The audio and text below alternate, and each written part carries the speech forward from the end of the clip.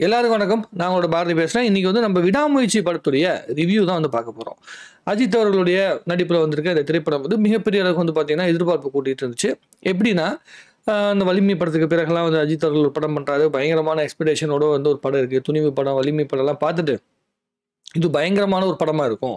மகிழ் திருமேனி வந்து இயக்கியிருக்காரு. அதனால படம் சூப்பரான ஒரு இம்பாக்ட் உருவாக்கும் அப்படின்னு தான் எல்லாம் எதிர்பார்த்தீங்க.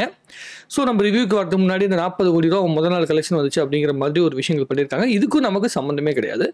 ஒரு ரசிகர்கள் வந்து படத்தை ரசிக்கிறோம். கலெக்ஷனுக்கு நமக்கு பெரிய சண்டை கிடையாது. பயங்கரமா வந்து சும்மா ப்ரொமோஷன் பண்ணிக்கலாம். படம் 40 கோடி கலெக்ஷன் வந்துருக்குன்னா படத்தில் அப்படி என்ன இருக்கு அப்படிங்கிற ஒரு இம்பாக்ட் இருக்கும். ஓப்பனிங் டேல வர கலெக்ஷன் எல்லாமே வந்து பார்த்தீங்கன்னா, வெறும் ரெக்கார்டுக்கு மட்டும் தான் பயன்படுதே தவிர, மத்தபடி படம் நல்லா இருக்குது, நல்லா இல்ல அப்படிங்கிற விஷயத்த சொல்ல முடியாது. சரி, நம்ம வந்து படத்துடைய ரிவ்யூக்குள்ள போலாம். விடாமுயற்சி அப்படிங்கிற படத்துல ஆரம்பம் எடுத்த உடனே வந்து பார்த்தீங்கன்னா, அஜித் அவர்களுக்கும், த்ரிஷா அவர்களுக்கும் கல்யாணம் ஆகிற விஷயத்த காட்டுறாங்க. அது கல்யாணத்துக்கு பிறகு அந்த காதல் வாழ்க்கை போயிட்டே இருக்கு. 10, 12 வருஷங்கள் வந்து அந்த வாழ்க்கையில வந்து நெறைய டிசப்பாயின்ட்மென்ட், அவங்களுக்கு ஒரு ஏற்ற இறக்கங்கள்லாம் பார்க்குறாங்க. பார்த்த பிறகு வந்து பார்த்தீங்கன்னா, 2 பேரும் பிரியணும் அப்படிங்கிற முடிவெடுத்து டைவர்ஸ் வாங்கணும் அப்படின்னு முடிவு பண்ணிடுறாங்க. அதுக்கப்புறமேட்டு கொஞ்ச நாளைக்கு வாழ்றாங்க. அப்ப த்ரிஷா சொல்றாங்க, எனக்கு வந்து பார்த்தீங்கன்னா, இன்னொருத்தர் மேல வந்து அஃபேர் இருக்கு அப்படிங்கிற மாரி அவங்க சொல்லிடுறாங்க. அதுக்கப்புறம் அஜித் அவர்கள் நம்ம மறுபடியும் ஒர்க் அவுட் பண்ணலாம். நம்ம உயிரோடு தானே இருக்கோம். நம்மளால வந்து இந்த விஷயத்த வந்து நம்ம லவ் பண்ணி கல்யாணம் பண்ணியிருக்கோம். இத வந்து ஒர்க் அவுட் பண்ண முடியாதா? அப்படிங்கிற மாதிரி ஒரு கேள்விக்குறிக்குள்ள அவர் வராரு. அதுக்கப்புறம் அதுவும் வந்து ஒரு சாட்டிஸ்ஃபேக்ஷனோட மைண்ட் செட்டோட வராம இருக்கு. அதற்கு பிறகு என்ன பண்றாங்கன்னா, ஒரு முடிவு எடுத்துட்டு நான் வந்து எங்க அம்மா வீட்டுக்கு போறேன். அப்பா வீட்டுக்கு போறேன்னு சொல்லிட்டு வந்து த்ரிஷா ஊருக்கு கிளம்புறாங்க. கிளம்பும்போது சரி நானும் வந்து உன்னை கூட்டு போய் அவங்க அப்பா வீட்ல விட்டு வரேன் அப்படின்னு சொல்லிட்டு, இதான் லாஸ்ட் ஒரு நீங்க பிரியணும்னு முடிவு பண்ணிட்டோம். ஸோ 2 பேரும் வந்து பார்த்தீங்கன்னா, கடைசியா ஒரு ட்ரிப்பு 9 மணி நேரம் ட்ரிப் இருக்கு. நம்ம அந்த ட்ரிப்ல போலாம் அப்படின்னு சொல்லி வந்து கிளம்புறாங்க. போற வழியில வந்து த்ரிஷா அவர்கள் என்ன பண்றாங்க, ஒரு குரூப் வந்து மீட் பண்றாங்க. யாரு ரெஜினா, அர்ஜுன் இவங்கலாம் காட்டுறாங்கல்ல, அவங்கள ஒரு குரூப் வந்து மீட் பண்றாங்க. இது ஏதோ ஒரு நாடு, அதாவது இந்த நம்ம ரஷ்யன் கண்ட்ரி மாதிரி ஒரு வித்தியாசமான கண்ட்ரி அது. ஆளாளுக்கு என்னென்னமோ லாங்குவேஜ்லாம் பேசிட்டு இருக்காங்க. ஸோ அங்கே மீட் பண்ணும்போது இந்த மாதிரி ஒரு ஹோட்டல் மாதிரி இருக்கு. அங்கே வந்து நீங்கள் மீட் பண்ணலாம். இந்த இடத்துல நம்ம வந்து பேசலாம் அப்படி இப்படின்னு அவங்க சொல்றாங்க. அதுக்கப்புறம் அப்படியே நகருது. அவங்கள மீட் பண்ண பிறகு அடுத்து ஒரு இடத்துக்கு அப்புறமேட்டு த்ரிஷா அவர்கள் வந்து தொலைஞ்சு போயிடுறாங்க. ஒரு இடத்துல மீட் பண்ண ஒரு ஹோட்டல் மாதிரி ஒரு இடத்துல வந்து மீட் பண்ணாங்க. அங்கே வந்து த்ரிஷா அவர்கள் வந்து தொலைஞ்சு போயிடுறாங்க. தொலைஞ்சு போனோடனே த்ரிஷா அவர்களை தேடுறது தான் கதை. இதுல என்னன்னா, அர்ஜுனோட கேரக்டரும், ரெஜினாவோட கேரக்டரும் வந்து வில்லனிசம் சம்மந்தப்பட்டதா காட்டுறாங்க. ஆரவ் கேரக்டரும் வந்து இந்த அர்ஜுனுக்கு வேலை செய்ற ஒரு ஆளா வந்து காட்டுறாங்க. ஆரவ் ரொம்ப நல்லா தான் நடிச்சிருக்காப்புல. அவருடைய கேரக்டர் வந்து பார்த்தீங்கன்னா, ஆ கழகத் தலைவன் அப்படின்னு ஒரு படம் வந்துச்சு. உதயநிதி ஸ்டாலின் படத்துல. அதுல வந்து ரொம்ப அற்புதமா வந்து அவர் நடிச்சிருப்பாரு. படம் வந்து பெரிய அளவுக்கு ஓடல அப்படிங்கிறனால, அவருடைய அந்த கேரக்டர் வில்லனிசம் கேரக்டர் வந்து பெருசா பேசப்படல. இந்த படத்துல ஆரம்பத்துல ரொம்ப நல்லா வந்துட்டு முடியும்போது சப்புன்னு முடிஞ்சு போயிருச்சு. பட் ஆனா ஓரளவுக்கு ஓகே தான். அவர் கொடுக்கப்பட்ட கேரக்டர் அவர் ரொம்ப நல்லா பண்ணியிருக்காரு. ரெஜினா ஓரளவுக்கு பரவாயில்ல. அர்ஜுன் சூப்பரா இருக்காரு. அஜித் அவர்களோட அர்ஜுன் அவர்கள் வந்து பல இடங்கள்ல ரொம்ப அற்புதமா வந்து இருக்கிறாங்க. த்ரிஷா வந்து பார்க்க அழகா இருக்காங்க. இதெல்லாம் போகுது. ஸோ த்ரிஷாவை வந்து அஜித் அவர்கள் வந்து கண்டுபிடிச்சாரா? ஒரு கணவரா இருந்து அஃபேர் இருக்கிற ஒரு ஒய்ஃபா இருந்தா கூட, அவங்க மேல பாசத்த வச்சு, அவர் அக்கவுண்ட்ல இருக்கிற மொத்த காசையும் குடுக்கறதுக்காக முடிவு பண்றதா இருக்கட்டும். அத தாண்டி அந்த வில்லன்கள் குரூப்ப வந்து ஏமாற்றி, அந்த ஒய்ஃப் எப்படி மீட் எடுக்கிறார் அப்படிங்கிறது தான் இந்த படத்துடைய கோர் கதை அப்படின்னு சொல்றாங்க. அதுதான் ஒரு டிராவல். ஒரே நாள்ல நடக்கிற கதை. அது வந்து இன்னும் ஒரு பாசிட்டிவான விஷயம். எனக்கு இந்த ஒரே நாள்ல நடக்கிற கதைகள்லாம் ரொம்ப ரொம்ப பிடிக்கும். ஏன்னா, அந்த படத்துல வந்து ஒரு தொய்வு இருக்காது. நம்ம வந்து ஃபுல்லா அந்த கதைக்குள்ள போகலாம். ஒரு டிராவல் பண்ண ஃபீல் வரும் அப்படிங்கிறதுக்காக தான் இந்த படம் எடுக்கப்பட்டிருக்குது. ஆனா, இந்த மாரி படத்துக்கு அஜித் அவர்கள் தேவையா? அப்படிங்கிற ஒரு கொஸ்டின் வந்து நம்மளால எழுப்பாம இருக்கவே முடியல. இது யார் வேணாலும் நடிக்கலாம். ஒரு ஓரளவுக்கு வந்து கொஞ்சம் வயதான ஹீரோஸ் இருக்காங்கன்னா, யார் வேணாலும் இந்த படத்துல நடிக்கலாம். ஆனா, அஜித் அவர்கள் வந்து ஒரு பெரிய மாஸ் ஹீரோ எல்லாரும் பார்த்துருக்கனால, இந்த மாரி ஒரு படம் பண்ணணுமா? அப்படிங்கிறது தான் இங்க கேள்விக்குறியா இருக்கு. இதுல எப்படின்னா வந்து ஹாலிவுட்ல வந்து டேக்கன் அப்படின்னு ஒரு படம் வந்துச்சு. லியாம் நீசன் இருக்கார்ல, லியாம் நீசன் அவர் தான் அந்த படம் நடிச்சாரு. அவர் அப்பதான் முதல்ல ஆக்ஷன் ஹீரோன்னு ஆடுறாரு. கிட்டத்தட்ட வந்து 50 வயசுக்கு மேல தான் அவர் ஆக்ஷன் ஹீரோ ஆகுறாரு. ஆனா அஜித் அவர்கள் முன்னாடி ஆக்ஷன் ஹீரோ மாறிட்டார். ஸோ அவர் இந்த படத்தை வந்து பண்ணணும் அப்படிங்கிற அவசியம் கிடையாது. அவர்கிட்ட எதிர்பார்க்குற விஷயங்கள் இன்னும் கூட அழுத்தமான கதைகளை வந்து எதிர்பார்க்குறாங்க. இது வந்து அஜித் அவர்கள் சொன்ன கதை. ஹாலிவுட்ல வந்து நெவர் பேக் டூன்னு ஏதோ சம்திங் ஒரு படம். அந்த படம் அந்த படத்தை தான் வந்து ரைட்ஸ் வாங்கி இந்த படம் பண்ணப்பட்டதா வந்து சொல்லப்பட்டுச்சு.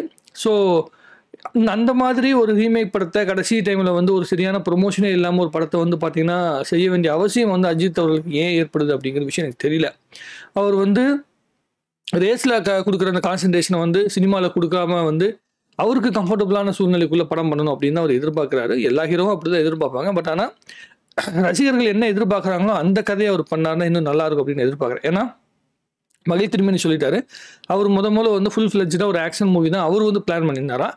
அந்த மூவியை வந்து கேன்சல் பண்ணிட்டு தான் அஜித் அவர்கள் சொன்ன கதையை வச்சு தான் இந்த படம் பண்ணப்பட்டிருக்குது. ஸோ அதனால மகிழ் திருமேனி சொல்லி ஒன்றும் பிரயோஜனம் கிடையாது. மகிழ் திருமேனி வந்து ரொம்ப அற்புதமான இயக்குனர். எனக்கு ரொம்ப பிடிக்கும் அவருடைய ரைட்டிங்லாம். மீகாமனாக இருக்கட்டும், தடையற தாக்கவாக இருக்கட்டும், தடமாக இருக்கட்டும், அந்த மாதிரியான படங்கள் மகிழ் திருமேனியோட ஐடியாக்குள்ள அந்த ஹீரோஸ் உள்ள போந்திருப்பாங்க. அதனால அந்த படங்கள்லாம் ரொம்ப அழுத்தமாக பேசப்படுச்சு. எப்போ வந்து டைரக்டரோட அந்த கால் அப்படின்னு சொல்கிறாங்களே, டைரக்டரோட கால்ஸுக்குள்ளே என்னைக்கு ஹீரோவோட அந்த இன்ஃப்ளூயன்ஸ் அதிகமாக வருதோ அப்போது நம்ம எதிர்பார்க்குற அற்புதமான திரைப்படங்கள் வராமல் போயிடும். மகிழ் திருமேனி மாதிரியான ரொம்ப அழுத்தமான கதை யோசிக்கிற, அதே மாதிரி கொஞ்சம் பிரெயினியான கதைகள் யோசிக்கிற இயக்குநர்களுக்கு அந்த மாதிரியான ஸ்பேஸை வந்து தமிழ் சினிமா கொடுக்க மறுக்குது. வினோத் எப்படி வந்து சதுரங்க வேட்டை மாதிரியான படம் பண்ணி, தீரன் அதிகாரம் ஒன்று மாதிரி படம் பண்ணி, அதுக்கு பிறகு வலிமை துணிவெல்லாம் போய் மாட்டிட்டு கிடக்காரோ, அந்த மாதிரி தான் இங்கே வந்து பார்த்தீங்கன்னா மகிழ் திருமேனி மாட்டிக்கிட்டாரோ அப்படின்னு எனக்கு தோணுது. அஜித் அவர்கள் வந்து டைரக்டரோட கதைக்குள்ளே அவர் போகணும் அப்படிங்கிற அந்த இடத்துக்குள்ளே வரணும். 4 மாதம் ஒர்க் பண்ணால் கூட பரவாயில்ல. பட் அந்த டைரக்டருடைய அந்த இமேஜினேஷனுக்குள்ளே ஒரு ஹீரோவாக உள்ளே பூந்து அந்த லாஸ்ட் மினிட்ல சில சேஞ்சஸ் பண்ணும்போது அவங்களுடைய அந்த ஒரிஜினல் கோர் ஐடியாஸ் வந்து பார்த்தீங்கன்னா செதஞ்சு போயிடுது. அவங்களுடைய கெரியரே பெரிய அளவுக்கு பாதிக்கப்படும். அஜித் அவர்களுக்கு இந்த கெரியர் விட்ட இன்னொரு கெரியர்னு ஒன்று இருக்குது. பட் ஆனால் இந்த டைரக்டர்ஸுக்கு கிடையாது. அவங்களுக்கு வந்து பெரிய ஹீரோட்ட படம் பண்ணுறதுங்கிறது ஒரு வாய்ப்பு, மிகப்பெரிய வாய்ப்பு. அதை அவங்க சரியாக பயன்படுத்தணும்.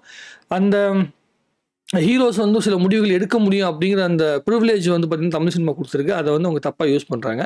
ஓப்பனிங் கலெக்ஷன் இப்போ வந்து 100-150 கோடி கலெக்ஷன் பட்ஜெட் போடுறவா, அந்த 150 கோடி எடுத்து கொடுத்துட்டா போதும் அப்படிங்கிற மனநிலையில் மட்டுமே தான் ஹீரோஸ் வேலை செய்கிற மாதிரி இருக்குது. அஜித் சார் வந்து சினிமா ஒரு பிஸ்னஸாக தான் பார்க்குறதே தவிர ரசிகர்கள் அவர்கிட்ட எதிர்பார்க்குற விஷயத்தை வந்து பார்த்தீங்கன்னா முழுமைப்படுத்தாமல் இந்த படத்தில் விட்டுருக்காரு. அனிருத் வந்து மியூசிக் ஓரளவுக்கு மேக்கப் பண்ணியிருக்காரு. ஆனால் ஒரு விஷயத்தை இந்த படத்தில் சொல்லணும்னா, கேமரா ஒர்க்கு தாறுமாறாக பண்ணியிருக்காங்க. சூப்பராக இருக்குது. பார்க்கறதுக்கு அந்த ஹாலிவுட் படங்கள் மாதிரியான இருக்குது. அதே மாதிரி வந்து கதையில் அதாவது சொல்லப்பட்ட கதைக்குள்ளே காம்ப்ரமைஸ் பண்ணாமல் பண்ணியிருக்காங்க. ஒரு ஹீரோடு பயங்கரமாக பில்டப் பண்ணலாம் காட்டாமல் அந்த கதைக்குள்ளே என்ன வேணுமோ அதை கரெக்டாக பண்ணியிருக்காங்க. அஜித் அவர்கள் அடி வாங்குற மாதிரிலாம் சீன்ஸ் இருக்குது. அதெல்லாமே கூட அந்த கதைக்கு தேவையான அளவுக்கு ரொம்ப அற்புதமாக பண்ணியிருக்காங்க. புகுத்தின மாதிரி இந்த படத்தில் வந்து ஒன்றும் பெரிய சீன்கள் கிடையாது. திரைக்கதை வந்து சில இடங்களில் தொய்வடையுது. ஏன்னா அது மகிழ் திரும்பியோட கதை கிடையாது. அவர் வேறு கதையில் ஒர்க் பண்ணியிருக்காரு. அதனால் அவருக்கு எந்த அளவு ஒர்க் பண்ண முடியுமோ அதை தான் பண்ண முடியும். அதை வந்து அவர் தெளிவாக பண்ணியிருக்கிறாரு.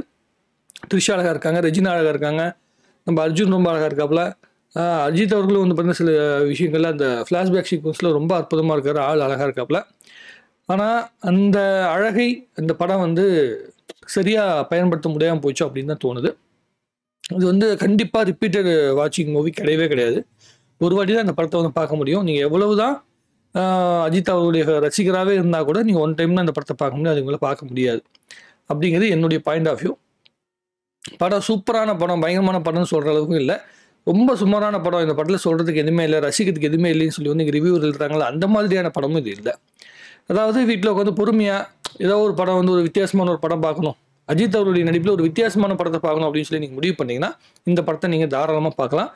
அது வந்து உங்களை பெரிய அளவுக்கு வந்து பார்த்தீங்கன்னா என்ன சொல்கிறதுன்னா டிசப்பாயின்மெண்ட்டும் பண்ணிடாது, அதே மாதிரி ரொம்ப சந்தோஷமும் படுத்திடாது அப்படிங்கிற இடத்துக்குள்ள தான் படம் இருக்குது. ரெண்டு கட்டான நிலைமையில் தான் இந்த படம் இருக்குது அப்படிங்கிறது தான் கொஞ்சம் வருத்தப்பட வேண்டிய விஷயம். மற்றபடி அடுத்த படத்தில் அஜித் அவர்கள் குட் பேட் அக்லின்னு ஒரு படம் வருது. அதில் அவருடைய வில்லனிசம் சம்மந்தப்பட்ட விஷயங்கள்லாம் வந்து வரப்போகுது அப்படின்னு சொல்கிறாங்க. ஸோ அந்த படத்துலையாவது அஜித் அவர்கள் ரசிகர்கள் எதிர்பார்க்குற விஷயத்தை கொடுப்பாரு அப்படின்னு வந்து நம்ம நம்பலாம். இது எனக்கு தோணுன விஷயத்தெலாம் நான் சொல்லிட்டேன். One time watchable. உங்களுக்கு என்ன தோணுங்க இந்த தாராளமாக கமெண்ட்ல எழுதலாம். நன்றி, வணக்கம். வாழ்க தமிழ்நாடு, வளர்க தமிழ் சினிமா.